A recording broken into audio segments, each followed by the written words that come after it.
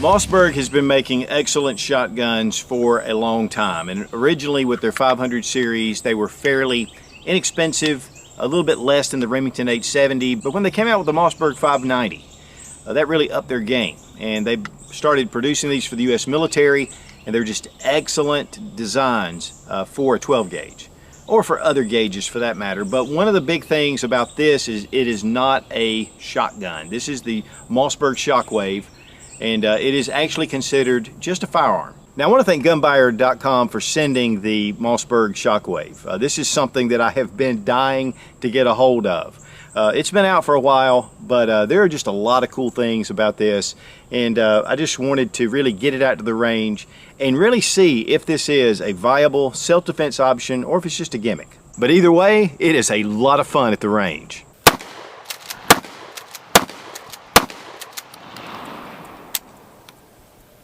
Oh yeah. Oh yeah. Oh yeah.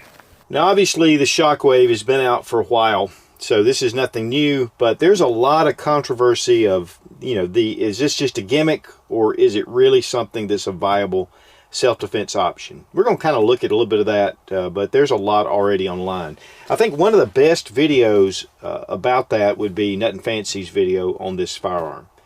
And so I'll leave it at that. Of course, I'll have a link right here for you to check it out, because I just think it's an excellent philosophy video. But the one big thing we're going to look at today is just a lot of the specifics, and we are going to hit on it. Now, first thing I want to do is make sure the gun isn't loaded, bring it back, and the chamber's empty, and so is the tube. Now, one of the beauties of this firearm is that it is just a firearm. It's not a handgun. It's not considered a shotgun. It falls in between, and thus it doesn't fall under NFA regulations or National Firearm Regulations, which have to do with sawed-off shotguns, short-barreled rifles, fully automatic firearms, or suppressors. And so this is actually just considered a firearm. And so it's really one of those things that makes it nice because it falls in between. And yet it's still a very compact package that shoots 12 gauge, a 14-inch barrel. The minimum length for a standard shotgun is 18 inches. So the first thing is you get 4 inches right off the front, less than you do a standard shotgun. The other thing is we have this bird's head type grip. One thing we're going to be looking at is one of the braces that we're going to put on here. It's a pistol brace. It does have a grip, and we're going to consider that when we look at it as far as how that falls into the regulations. Now this is based off of the Mossberg 590 design, which is used by the US military. It's a mil-spec receiver, and it is steel. If you go to the Mossberg 500, they're an aluminum frame. So this gives you some stability with it, but it does add a little bit of weight to the firearm. Plus, on the 590, the barrel has a little bit of a thicker wall to it, which is not really important in this, but mainly for a longer barreled shotgun it does. It is pump action, and as you can see, it does have this strap. Now, one of the big things about this strap, in fact, when I first saw it, I was like, well, that kind of looks goofy, but one of the big problems with a shotgun like this is when you're firing it. Because it is a little different than your standard shotgun, you're not firing it in the traditional way. And so your hand can actually, if you're not careful, come loose, and you can take out your fingers, or your hand for that matter. So that's one of the big things about this strap. I would highly advise leaving this strap on here unless you're going to switch out the forend, which I love this forend. I mean, it's kind of the corncob type effect, and it gives you a lot of texturing, gives you a really nice grip. Of course, you know, you can adapt your Magpul fore ends, things like that. That would be a little bit different with a stop. But even then, you know, you can actually, with the way this thing rocks, it really is nice to have that strap. So personally, I like the strap. I'm going to keep it on there. There's some that have said they didn't like it, but for me, that's what I like. Also, right here on the front, we have a sling swivel, but there's also one right here on the back. So you can go with a single point sling. It makes that really nice. Now, the safety is mounted right here at the back. It's really easy to get to, and it's pretty intuitive.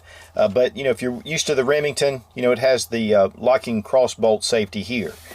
It is drilled and tapped, so you can put a rail on here, you can put a red dot, whatever you want to, and we may be looking at that a little bit later. One of the things I wanted to do with this one is just show it as is, and so it just kind of gives you what you're getting. We do have some additions we're going to be coming up with. It does have a steel trigger, but the trigger guard is plastic, and it's a plastic insert, but to me that's not a big deal. Right here is your release for your pump, and so when you bring your forearm forward, unless you've pulled the trigger, this allows you to bring that stock back or bring the forearm back into the rear position. Of course, to insert the shells, just drop it in, and this is spring loaded. I'm not going to load it while we're in here. We're going to take it down to the range and test it all out. It does hold 5 rounds of 2 3/4 inch, and it holds 4 rounds of 3 inch. And then, of course, you can put one in the tube. There, again, are a lot of different things that you can do to upgrade this. Side saddles, of course, mount scopes. Now, we do have a bead, brass bead at the front, which has been adequate for a long time, but there are some better options to be able to pick that up really quickly. One thing, too, about the Model 590 is that it has dual arms. That gives you a lot of strength. I believe with the 500, it's just one arm, which has worked for a long time. I've got a couple of 590s, and they're great, but I really like the strength and the stability of the double arms.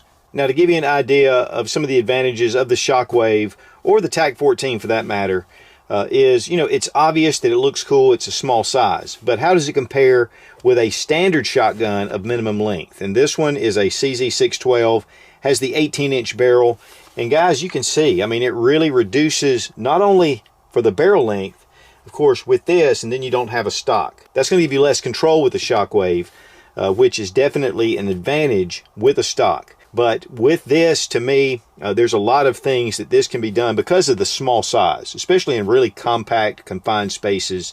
This is going to give you some advantage. But again, guys, there is a lot of controversy about whether this is really just a gimmick or it's really great for self-defense. Now, the Mossberg Shockwave weighs 5 pounds, 5.4 ounces on my scale. Now, the overall length of the Shockwave is 28 inches. With the 18-inch barrel, which again is minimum length, this runs 38 inches. So you have a full 12 inches of length over the Shockwave.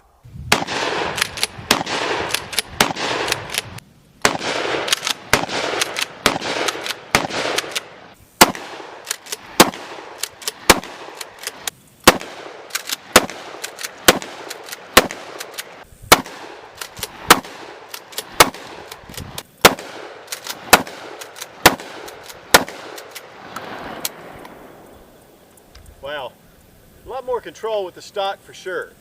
I was shooting a little bit high with this, seemed to kind of pull up. But of course the stock on your shoulder is an advantage, but yet you got the compact size. Now, there are a number of different accessories that are available for the Shockwave. The SP Tactical Pistol Brace, to me, is one of the biggest. Now, with the Shockwave and this rubberized piece that comes all the way down, it makes it nice to put on your cheek. You have your brace, you can put your arm through it and shoot it that way. Or occasionally, of course, on your shoulder, which gives you a lot of stability. So this is, to me, a must on the Shockwave to make it a viable self-defense option. And the ergo grip is just really comfortable. It's just excellent.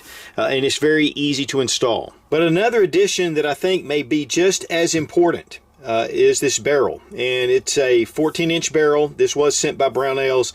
I think it is a Mossberg barrel. But here we have ports on either side that definitely helps tame the recoil, and a fiber optic front sight. This thing glows like nobody's business. And so to me, aside from the SP Tactical Brace, this would be a really great feature to add just to help tame that recoil, because that 14-inch barrel, guys, I'm telling you, it can get out of control.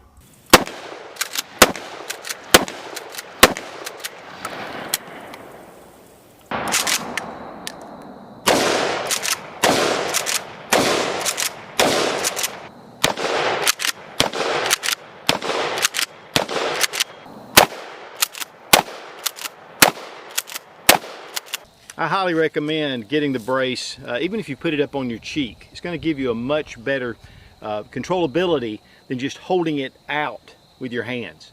And then with these ports in the barrel, they definitely make a difference as well. And then this fiber optic makes it really easy to see.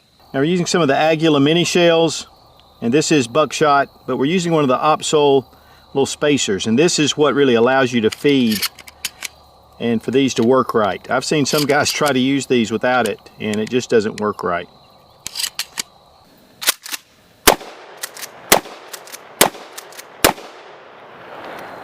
The price of the Shockwave 590 is $299 on the Gun Buyer website. And again, those guys are great to deal with. They did send this for the evaluation. And then the SB Tactical stock from Brownells, $159.99. The barrel with the fiber optic sight and the ports is $189.99.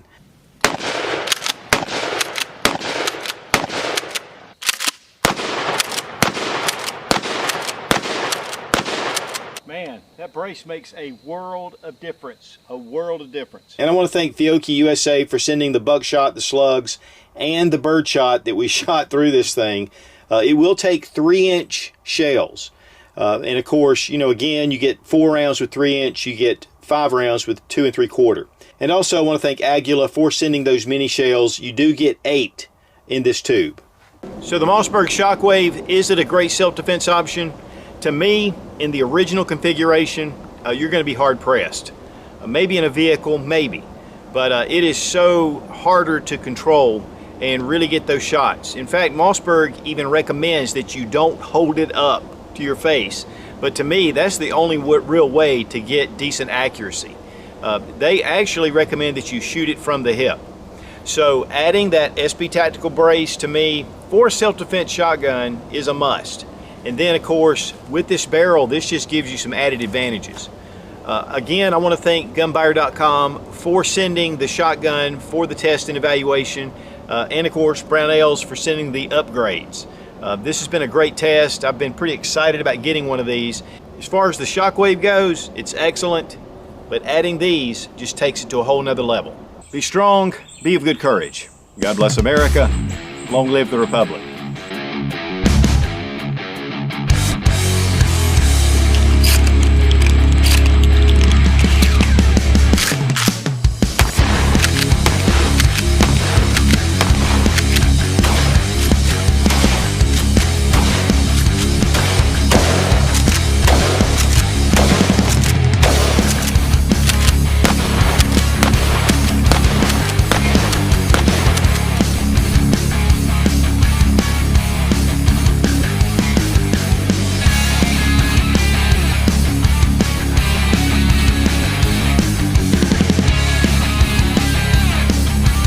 And there are a lot of legal ramifications.